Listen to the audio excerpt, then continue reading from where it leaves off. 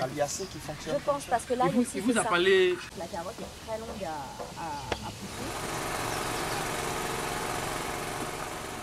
Quand je suis arrivé au Bénin, et je voulais des légumes sains et purs pour ma propre consommation et pour celle de ma famille. Et comme j'ai une formation en agriculture biologique, donc du coup, j'étais voir des agriculteurs sur le terrain pour essayer de travailler avec eux, voir comment ils travaillent. Et ça m'a tellement sidéré de voir de la manière dont ils travaillent. J'ai vu des pratiques, par exemple, utiliser des insecticides qui sont destinés pour le coton, pour les choux, la salade et tout ça. Et c'est des trucs tellement dangereux quand elles sont mal manipulées. Donc du coup, ça peut mettre non seulement en danger la personne qui l'utilise, donc l'agriculteur, et le consommateur. Un jour, j'étais parti chercher des arrosoirs en ville. J'ai rencontré 2 autres jeunes chez le fabricant d'arrosoirs qui parlaient, qui disaient qu'ils faisaient de l'agriculture aussi, qu'ils voulaient faire de l'agriculture. Ils avaient un site qu'ils voulaient commencer à exploiter. Donc je les ai abordés, j'ai discuté avec eux.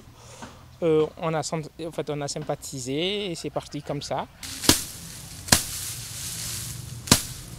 On met la musique ici là. Au sein des Jardins de l'Espoir, nous produisons de façon naturelle, sans engrais ni pesticides chimiques. Tout ce que nous utilisons, ce sont des plantes, ce sont des éléments naturels que nous utilisons. Nous recyclons des ordures pour devenir de l'or que nous essayons quand même de prendre pour produire. Donc nos rendements, au bout de 2 ans, nos rendements ici sont au-delà de nos ententes. C'est bon, chef, tu peux partir. Ah ouais, à faire des millions là. On expérimente plusieurs applications agroécologiques. Et l'une des applications, effectivement, c'est les associations. Je sais que je peux dormir tranquille quoi. On a une mouche qui attaque la carotte et cette mouche-là n'aime pas l'odeur de l'oignon. La mouche qui attaque la carotte.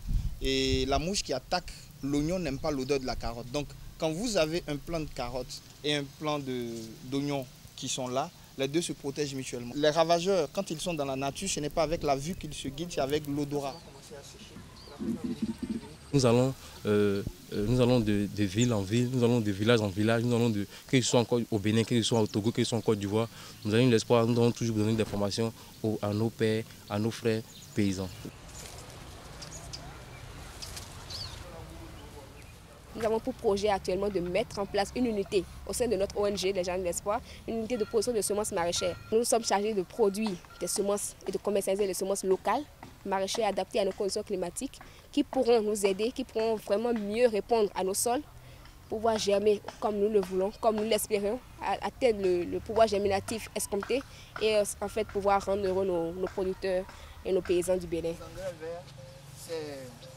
L'une des premières difficultés, je dirais d'abord, c'est la difficulté sociale. On dit d'abord que ce n'est pas beaucoup accepté, on ne comprend pas surtout dans notre société que des universitaires, parce que la moitié, puisque au sein de Jardins de l'Espoir, la moitié des membres sont tous des diplômés universitaires, décident de se lancer à l'agriculture. Donc on dit d'abord c'est la pression sociale qui fait qui est l'une des grandes difficultés d'abord. Donc après cela, bon, il y a aussi la difficulté des terres. Nous avons acquis une bonne expérience, nous sommes prêts à dupliquer, de faire sur des grandes exploitations, mais ce n'est pas facile pour des jeunes entrepreneurs déjà de pouvoir acquérir, de pouvoir acheter des terres. Curcuma. Ouais. Curcuma.